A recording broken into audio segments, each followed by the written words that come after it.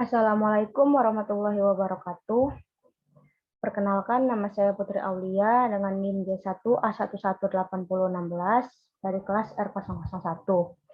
Sebelumnya saya berterima kasih kepada Bapak Mursyid SGZ MSI selaku dosen pengampu mata kuliah pangan fungsional. Di sini saya akan mempresentasikan hasil review saya tentang komoditi kacang kedelai. Berikut ini materi yang akan saya presentasikan, yaitu pendahuluan tentang kacang kedelai, kandungan gizi dan non-gizi pada kacang kedelai.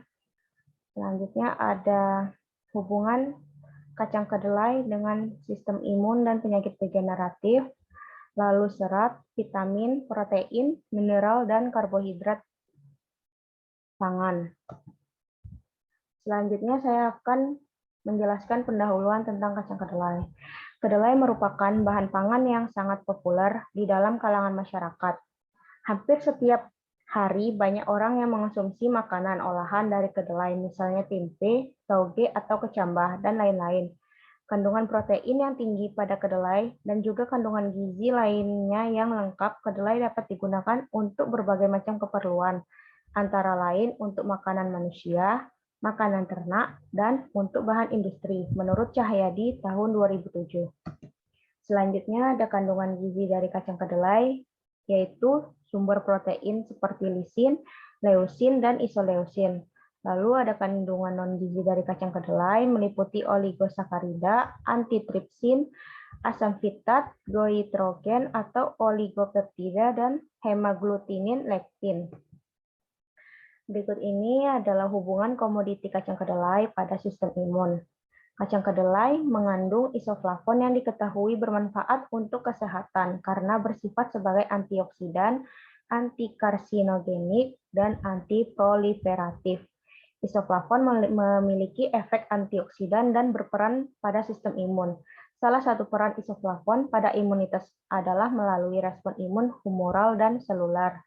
Penelitian Hurat-Sangka bertujuan untuk meningkatkan respon imun humoral dan seluler dengan suplementasi isoflavon kacang kedelai. Selanjutnya ada hubungan komoditi kacang kedelai pada penyakit degeneratif. Penyakit degeneratif merupakan penyakit tidak menular yang bersifat kronis yang terjadi karena adanya kemunduran fungsi sel atau organ tubuh seiring dengan bertambahnya usia. Menurunnya fungsi fisiologis tubuh menyebabkan tubuh rentan terhadap berbagai macam penyakit menurut Suratno tahun 2014. Bahan pangan yang berasal dari kedelai dan kaya isoflavon dapat meningkatkan kekuatan dan densitas tulang belakang pada wanita perimenopause dan postmenopause. Mengkonsumsi protein kedelai dengan isoflavon telah terbukti dapat mencegah kerapuhan tulang pada tikus yang digunakan sebagai model untuk penelitian osteoporosis. Kedelai memiliki kandungan asam amino sulfur yang rendah. Asam amino bersulfur dapat menghambat resorpsi kalsium oleh ginjal yang menyebabkan lebih banyak kehilangan kalsium dalam urin, menurut Koswara tahun 2006. Selanjutnya ada hubungan komoditi kacang kedelai pada serat, protein, mineral, lemak, dan karbohidrat pangan. Kandungan serat kedelai cukup tinggi, sekitar 16 gram atau 100 gram. Maka kedelai juga dapat dijadikan sebagai sumber serat. Penelitian mengenai efek kesehatan serat dari kacang-kacangan sebagian besar masih terbatas pada kacang kedelai. Bahkan kacang-kacangan mempunyai keistimewaan lain, yaitu harga relatif murah, berprotein tinggi, dan mengandung berbagai mineral dalam jumlah yang cukup banyak, menurut Sutrisno tahun 2010. Serat memiliki efek yang baik bagi kesehatan seperti menurunkan indeks glikemi, menurunkan kadar kolesterol darah, mencegah obesitas, mencegah diabetes, dan aterosklerosis. Berikutnya ada protein merupakan suatu zat makanan yang sangat penting bagi tubuh karena selain berfungsi sebagai bahan bakar dalam tubuh, juga berfungsi sebagai zat pembangun dan zat pengatur seperti enzim. Menurut Reni et al. Tahun 2013, kedelai merupakan sumber protein atau asam amino serta lemak nabati. Biji-bijian seperti jagung cenderung rendah kandungan asam amino lisin dan triptofannya. Sedangkan kacang kedelai cenderung rendah kandungan asam amino metionin, menurut Ambarwani tahun 2004. Kemudian minyak kedelai merupakan sumber asam linolenat yang merupakan asam lemak esensial tergolong asam lemak omega 3.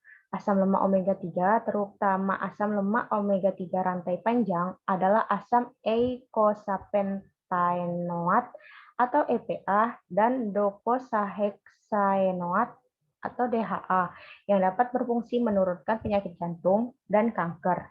Kandungan DHA penting bagi pertumbuhan janin dan bayi, menurut Gelfer tahun 2009 dan Jordan tahun 2010. Kemudian kedelai mengandung karbohidrat sekitar 35% basis kering. Karbohidrat pada kedelai terdiri atas golongan oligosakarida dan golongan polisakarida.